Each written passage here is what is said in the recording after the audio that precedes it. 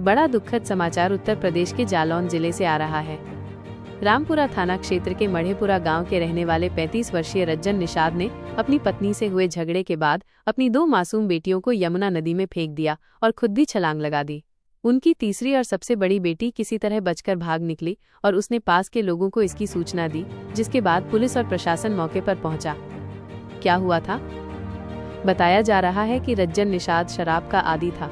इसी वजह से रक्षाबंधन से कुछ दिन पहले उसका अपनी पत्नी शारदा देवी से झगड़ा हुआ था।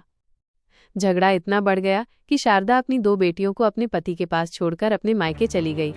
रज्जन पिछले 15 दिनों से अपनी पत्नी को वापस बुलाने की कोशिश कर रहा था, लेकिन वो नहीं मानी।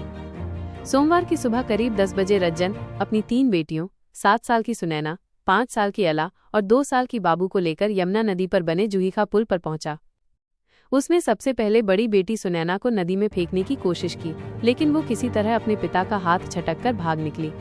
इसके बाद उसने अला और बाबू को नदी की तेज धारा में फेंक दिया और खुद भी छलांग लगा दी। पुलिस और प्रशासन की कार्रवाई। हादसे की सूचना मिलते ही पुलिस अधीक्षक, एएसपी, सीओ, तहसीलदार और स्थानीय पुलिस मौके पर पहुंची। स्थानीय गोताखोरों की मदद से तीनों की तलाश की गई, लेकिन उनका कोई सुराग नहीं मिला। इसके बाद एसडीआरएफ की टीम को बुलाया गया। समाचार लिखे जाने तक 6 घंटे से ज्यादा समय बीतने के बाद भी तीनों का कोई पता नहीं चल पाया है।